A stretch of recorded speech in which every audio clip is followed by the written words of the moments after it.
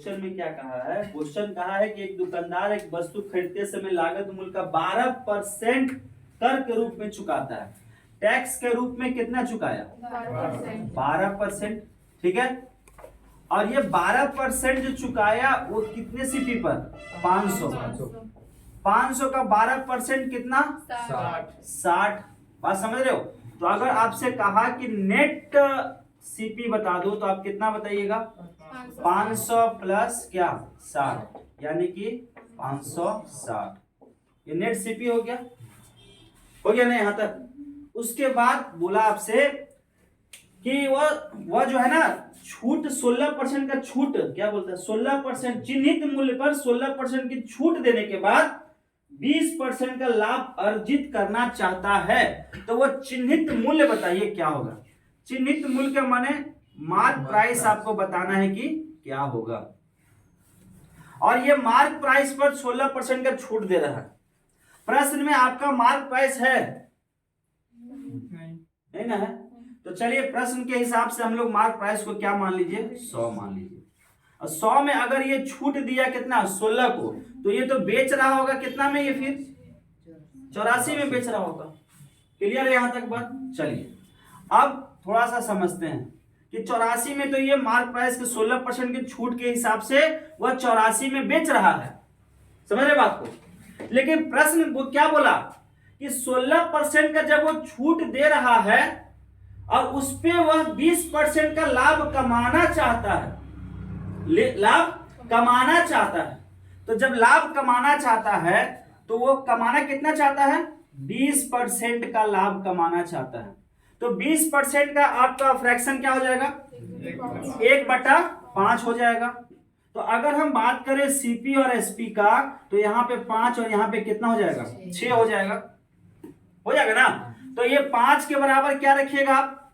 5 के बराबर 560। 560 ये कितना बार में कट सकता है बताइए? 1 का वैल्यू कितना आएगा? 1 का वैल्यू काटिए। 5 दूनी 10, 5 और 1 6, 5 112 आएगा ना? तो फिर आप यहाँ पे अगर एसपी बात करेंगे तो एसपी कितना हो जाएगा बताइए? 6 दूनी 12, 6 और 1 7, 672। कितना हो जाएगा? 672। ये एसपी कितना है आपका? 672। और कहा क्या था कि 20% का लाभ हमको तब हो रहा है जब हम 16 यानी कि हम चिन्हित मूल्य पर 16% का छूट दे रहे हैं, तब छूट दे रहे हैं तब। तो 16%, तो मार्क प्राइस हमने क्या लिया? 100। एसपी 16 का छूट कितना हो जाएगा? 84 होगा ना? तो इसको हम सुचारू रूप से लिख देते हैं ऐसे। देखिए एमपी और एसपी, तो यहाँ पे लिख दीजिए 100 और यहाँ पे लिख दीजिए आप कितना? 84। और इसके बराबर रख दीजिए क्या? 672। तो 1 का वैल्यू कितना आ जाएगा बताइए? 8 चौके 32, 8 64, और कितना हो जाएगा? ये हो जाएगा 672। तो यहाँ पे एमपी पूछ रहा है तो कितना हो जाएगा आपको? 800। यही आपका उत्तर हो जाएगा। और इसी प्रश्न को आप ऐसे भी समझिए। देखिए आप यहाँ पे देख लिए 560, आप देख लिए ना? 560 देख लिए। 560 आपका नेट सीपी है ना? 560 क्या आपका नेट सीपी है? प्रश्न यही था ना आपका? हाँ, नेट प्रॉफिट कितना है? नेट सीपी कितना है? 560। अब एक बात बताओ, देखो वो एमपी पे दिया 16% का छूट और 20% लाभ है। क्या इसको हम लोग यहां से अगर हम आपको लिखे एमपी बट्टा सीपी इज इक्वल टू 120/84, बोलिए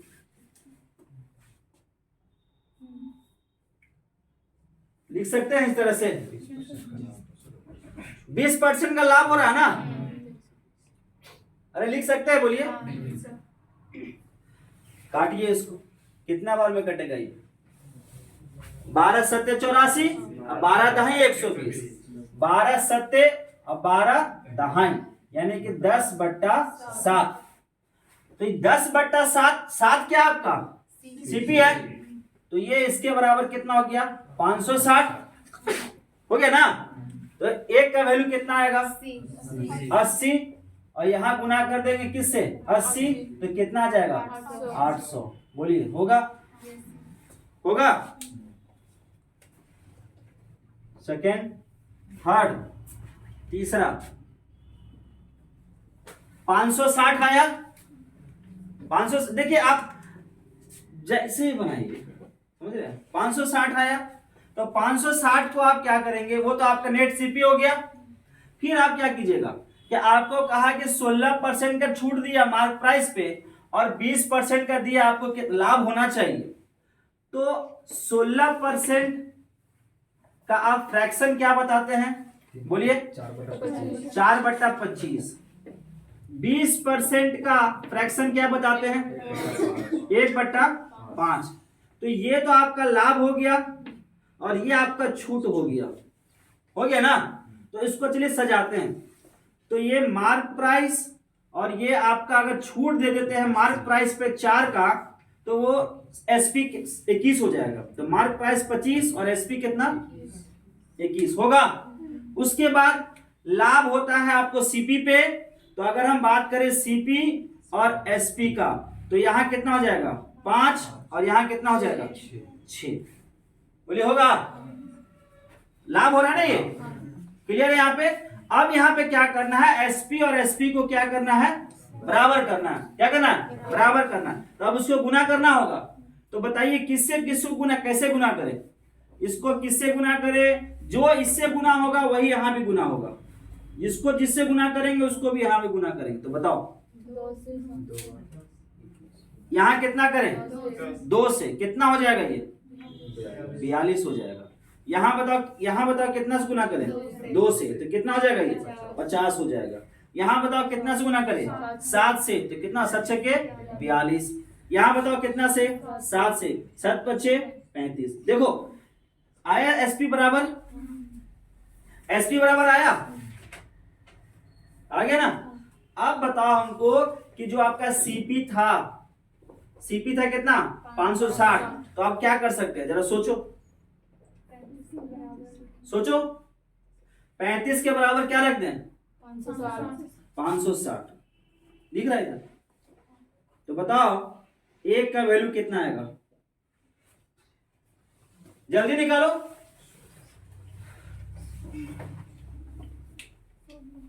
16 आएगा, 16 आएगा एक का वैल्यू, एक का वैल्यू क्या गया 16 आएगा ना। 16 पच्चे 80। हमको निकालना क्या है, यहाँ 16 से गुना कर दो, कितना हो गया 800। आ गया, समझ में आया बात, नोट कर लीजिए।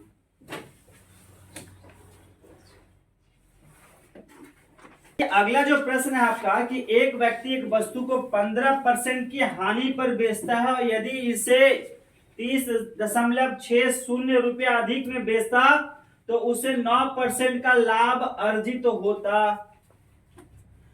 तो इसे हम लोग कैसे बनाएंगे, तो सबसे पहले 15% और 9% को आप क्या करेंगे, जोड़ देंगे। क्या करेंगे, जोड़ देंगे। कितना होता है बताइए, अरे बोलिए, अरे 9 और 15 को जोड़ेंगे कितना होगा 24% के बराबर आप रख दीजिए कितना 30.60। ठीक है। 1% क्या होगा, बोलो, अरे बोलो, नहीं होगा। प्रश्न के हिसाब से क्या करना है हमको, 10% का लाभ प्राप्त करने के लिए उस वस्तु को किस मूल्य पर बेचना चाहिए। 10% का लाभ प्राप्त करना है तो गुने क्या कर देंगे 110, गुने क्या कर देंगे, इसको सॉल्व कीजिए और उत्तर लेके आइए। चलिए सॉल्व कीजिए फटाफट। 140.25 सही है। सॉल्व कीजिए, जल्दी से सॉल्व कीजिए, देखिए मत, बोर्ड तरफ मत देखिए, खुद से सॉल्व कीजिए, बोर्ड तरफ मत देखिए, सॉल्व कीजिए। चलिए हो गया, अरे हो गया, तो बोल नहीं रहा जी, अरे हो गया। देखिए अब देखिए नया बच्चा लोग ध्यान दीजिए, यहां दशमलव हटा रहे हैं तो नीचे कितना जीरो, नीचे कितना जीरो, नीचे कितना जीरो। अब आपको थोड़ा सा सोचिए कि जब 2 जीरो है ही तो यहां से ये जीरो हटा दो और ये जीरो हटा दो, बोलो हाँ या ना। यहाँ 306 बटा कितना आ गया 24। अब ये कटेगा क्या, कितना बार में, कितना बार में बोलो, 6 चौके और 51 छक्के 306। अब 51 गुने 11 बटा 4 कर दीजिए, कितना आ रहा है बोलिए। अरे नया स्टूडेंट लोग बोलो ना भाई, 561 बटा 4। इसको जब आप डिवाइड करेंगे तो कितना आएगा 140.25। यही आपका उत्तर हो जाएगा। और देखिए एक चीज बताइए, सुनिए, आप चूंकि ऑफलाइन क्लास ले रहे हैं, प्रैक्टिस आपको करना है कैलकुलेशन का, समझ गए। हम अगर आपको यहाँ पे लिख दे रहे हैं तो आप छाप लीजिएगा, तो कभी जिंदगी में ना तो कैलकुलेशन आपका अच्छा होगा और ना ही मैथ अच्छा होगा। हमने आपको स्टेप बता दिया, उसके बाद आप कोशिश कीजिए कॉपी में उसको करने का, समझ गए। ये ऑनलाइन नहीं है कि आप बताना एकदम कंपलसरी हो गया, वो आप कीजिए, ऑफलाइन क्लास ले रहे हैं ना, आप उसको एकदम कीजिए, आपको प्रैक्टिस करना है, ठीक है। अगला क्वेश्चन, अगला क्वेश्चन क्या है हमारा, जल्दी बोलिए। x और y की आय का अनुपात 5 और 6 है। अब देखिए x है और y है, इसका जो रेशियो है 5 और 6 है, वो किसका है, आय का, किसका है, आय का। फिर बोला उनके व्यय का अनुपात 6:5 है। व्यय मतलब होता है खर्च, आय मतलब होता है इनकम, तो व्यय का अनुपात कितना हो गया 6 और 5, ये हो गया व्यय। बात समझे, आय मतलब इनकम, व्यय मतलब खर्च। उसके बाद क्या कहा, यदि x 7,000 रुपए और y 15,000 रुपए बचाता है, सेविंग कर रहा है, x कितना 7,000, x कितना 7,000 और y कितना 15,000, क्या कर रहा है ये लोग, सेविंग कर रहा है, बचत कर रहा है ना, बचत करता, ठीक है। तो आप हमको बताइए कि x की आय क्या होगी, x की आय क्या होगी, तो x की आय आपको बताना है, ठीक है। तो x की आय निकालने के लिए आप क्या करेंगे, देखिए 5 को 5 से गुना करेंगे, कितना आता है 25। 6 को 6 से गुना करेंगे, कितना आता है, डिफरेंस कितना, अरे डिफरेंस कितना 11 का डिफरेंस, समझ में आ रहा है। ये बराबर रखेंगे किसका, तो ये रखेंगे आप किसका, देखिए यहाँ पे 7 पचे 7 पचे और 11 छक्के, नहीं सॉरी 15 छक्के, दोनों का डिफरेंस कितना बोलो, अरे 7 पचे 35 और 15 छक्के 90, दोनों का डिफरेंस 55, तो ये 55,000 आप यहाँ पे लिख देंगे। तो एक का वैल्यू कितना आएगा 5,000।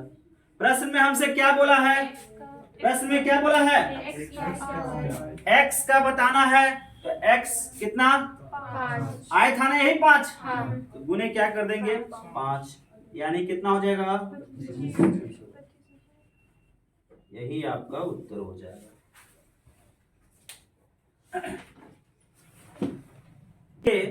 प्रश्न जो है अगला आपका कहता है कि A जो है वो C से 3 गुना ज्यादा उत्पादक है। कौन ज्यादा है, A। C से कितना 3 गुना, तो आप 1 और यहाँ 3 लिख सकते हैं, बोलिए लिख सकते हैं। फिर प्रश्न को पढ़ेंगे, एक साथ वे कार्य को 22.5 दिनों में पूरा करते हैं। देखो एक साथ, दोनों एक साथ, समझ रहे हो, तो एक साथ, तो अगर एक साथ ही लोग आ गया तो हम कह सकते हैं 4, दोनों को जोड़ के 4 गुने 22.5, यहाँ कितना आ जाएगा 90 आएगा। तो 90 जो आता है ये दोनों के द्वारा किया गया टोटल वर्क है, बोलिए हाँ या ना, अरे बोलिए यस या नो। दोनों के द्वारा किया गया टोटल वर्क है। इधर से आइए, आगे से आइए, थोड़ा सा कर दीजिए। तो यहाँ पे आप देखेंगे कि टोटल वर्क दोनों के द्वारा टोटल वर्क कितना है 90। 3 लाइन हो गया प्रश्न का। चौथा लाइन चलो, यदि उनका 15 दिनों तक कार्य करने के बाद बी में शामिल हो जाता है, यदि उनके 15 दिनों तक कार्य करने के बाद बी कार्य में शामिल हो जाता है। अब सुनो, अब ये तो इसका टोटल वर्क है, टोटल वर्क है, लेकिन बी शामिल कब हुआ 15 दिनों के बाद। बी शामिल हुआ 15 दिनों के बाद, बात समझ रहे हो? तो बी शामिल होता है 15 दिनों के बाद, यानी कि 15 दिन तक ए और सी मिलके काम किया होगा। अरे बोलो हाँ या ना। तो भैया इसका दोनों का जोड़ के कितना आ गया 4, अगुने क्या कर देंगे 15, 15 चौके 60, यानी कि दोनों मिलके 60 यूनिट काम किए, है कि नहीं। और ये दोनों के द्वारा किया गया टोटल वर्क कितना था 90 यूनिट लिख सकते हैं इसको, ठीक है। अब क्या बोला क्वेश्चन में कि बी अब इसमें क्या हो रहा है शामिल हो जा रहा है। बी इसमें क्या हो रहा है शामिल हो जा रहा है। तो कहा गया तो कार्य शेष भाग को वह कितने दिनों में पूरा कर सकता है यदि बी अकेले कार्य को 15 दिनों में पूरा करता है। बी अकेले कार्य को कितने दिनों में पूरा कर रहा है 15 दिनों में। क्वेश्चन में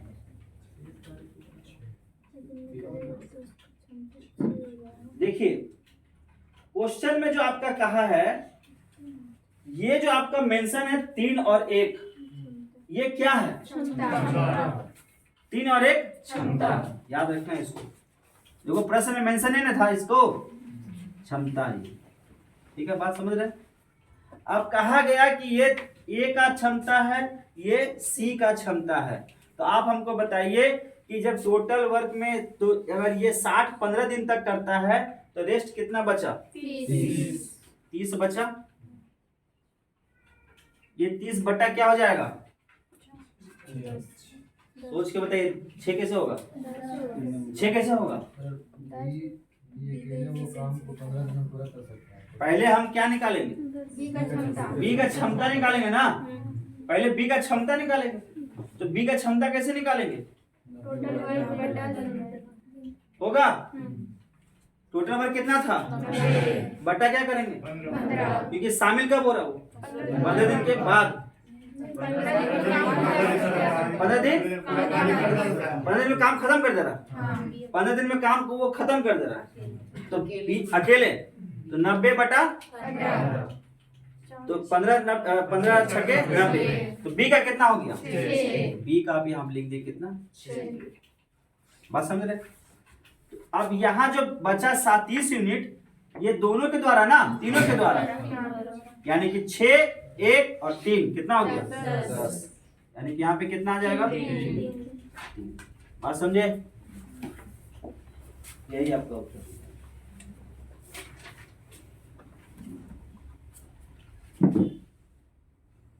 ये क्वेश्चन में आप लोग को समझ में आया कि नहीं आया, कितने लोगों को समझ में आया आप बताइए। देखिए आप 50% में नहीं समझ में आया, ध्यान दीजिए इधर, ध्यान दीजिए। पहला लाइन पढ़िए क्या बोल रहा है, इसको पढ़िए, जिनको समझ में आया क्वेश्चन को पढ़िए। ए सी से उत्पादक। तो अगर सुनो लाइन को स्टेप बाय स्टेप पढ़ो ना, यहाँ ध्यान दो, देखो इधर ए सी से 3 गुना ज्यादा है, अगर ये 1 है तो ये क्या होगा 3, ठीक है। आगे पढ़ो, एक साथ इकाई को 2 करते हैं एक साथ, दोनों मिल गया, देखो दोनों मिल गया तो कितना हो गया 4 हो गया। अब इन लोग दोनों मिल गया एक साथ, तो इन लोग करता है 22.5 दिन में काम को करता है ना। तो इन दोनों के द्वारा टोटल कितना काम हुआ 90 यूनिट काम हो गया, 90 यूनिट काम हो गया। लिख दीजिए यहाँ पे, नहीं समझ में आएगा तो 90 यूनिट काम हो गया। फिर आगे पढ़ो लाइन, यदि उनके दिनों तक कार्य करने के बाद रुको, यदि उनके द्वारा 15 दिनों तक कार्य करने के बाद, 15 दिनों तक कार्य करने के बाद न बी आ रहा है, यानी 15 दिनों तक कार्य यही दोनों कर किया होगा, ए और सी। तो ए और सी कितना किया, याद है? क्लियर? ये समझ में नहीं आया क्या? ए प्लस सी, क्लियर है? यहाँ पे आगे पढ़ो, इतना किया। करने के बाद बी कार्य में शामिल हो जाता है तो बी कार्य में अब शामिल होता है कौन? अब शामिल कौन हो रहा है? 15 दिनों के बाद शामिल कौन हुआ? बी हुआ। फिर बोलो, कितना दिनों में पूरा करेंगे? तो जो कार्य का जो शेष भाग है, शेष भाग कितना? शेष भाग कितना? अरे बोलिए हाँ या ना? शेष भाग ये ना 30 है। लाइन समझ में आया? हाँ? 90 में 60 दोनों किया। अरे 90 में 60 तो किया ना 15 दिन तक, तो बचा कितना? उस लाइन को फिर पढ़ो दोबारा, जो बी जब आ रहा है ना, लाइन को पढ़ो ना, बोर्ड मत देखो, लाइन पढ़ो। बी कार्य में शामिल हो जाता है तो कार्य के शेष हाँ, जब 15 दिनों तक ए और सी किया ना, उसके बाद पढ़िए लाइन को। बी कार्य में शामिल हो जाते हैं। बी कार्य में शामिल हुआ, फिर आगे पढ़ो। अब देखो यहां से देखो, बी आया, अरे बी आया, फिर बोलो। अच्छा बी कब आया? बी 15 दिन के बाद आया। 15 दिन तक कौन काम किया? कितना काम किया? क्लियर है? ये 90 जो काम हो रहा है टोटल वर्क कितना दिन का? 5 दिन में कौन किया? क्लियर है? तो जब बी आया 15 दिन के बाद, तो इसका बचा हुआ काम ना होगा, वो करेगा कौन? ए बी और सी। तो बताओ कितना बचा हुआ काम? कितना बचा हुआ काम? 30। बी आया, इतना बचा हुआ काम कितना है इसका? 30। ये क्या है? बचा हुआ काम। ठीक है? अब करेगा तीनों, लेकिन बी तो आया, फिर आगे पढ़ो क्या बोला? इस काम को करना है तीनों को। शेष भाग को वह कितने दिनों में पूरा कर सकते हैं यदि बी अकेले कार्य को 15 दिनों में पूरा कर सकता है? बी अकेले कार्य को कितने दिन में पूरा कर रहा है? बी अकेले कार्य को 15 दिन में कर रहा है। टोटल काम कितना था? अब बी कर रहा है अकेले 15 दिनों में, तो यहाँ 90 बटा, यहाँ से यहाँ पे निकल के आ गया इसका क्षमता 6 आया, क्षमता 6। क्लियर है? अब कहा तीनों मिल गया, मतलब ए भी मिला, बी भी मिला और सी भी मिला। जब तीनों मिला तो यहाँ पे कितना हो जाएगा? 10। यानी कि यहाँ कितना हो जाएगा? 3 दिन। क्लियर है? अगला क्वेश्चन, लास्ट क्वेश्चन, चलिए बोलिए कौन सा क्वेश्चन? यदि 40 कुर्सियां, देखो 40 चेयर है और इसको 10,000 रुपया में खरीदा। बात समझाइए? देखो इधर 10,000 रुपया में खरीदा। क्वेश्चन को पढ़ना सीखो, मैथ बहुत इजी है, पढ़ना सीख जाओगे। उससे पहले तो आपको कॉन्सेप्ट जरूरी है, उसके बाद ही ना। तो अब 40 कुर्सी 10,000 में खरीदा, तो यहां तुमसे हम बोलेंगे कि एक कुर्सी का क्रयमूल्य बता दीजिए, एक चेयर का कॉस्ट सीपी बता दो। निकाल सकते हो?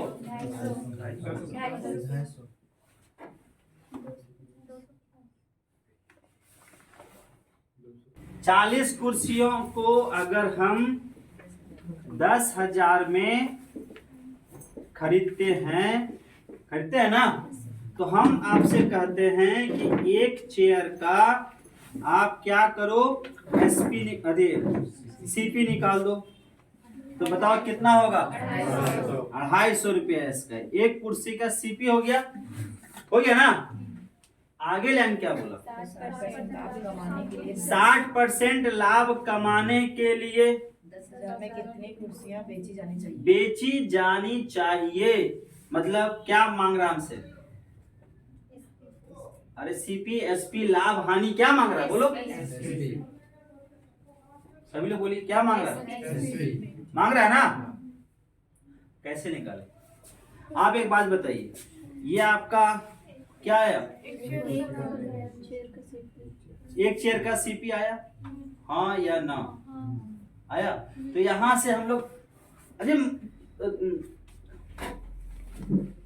8% लाभ कमाने के लिए 10,000 रुपए में कितनी कुर्सी बेची जानी चाहिए? यस या नो? तो आप क्या लिखेंगे? 60% लाभ, बोलिए 250 बटा, सोच के बोलिए, हाँ 250 बटा 10,000 लिखेंगे? नहीं लिखेंगे तो क्या लिखेंगे?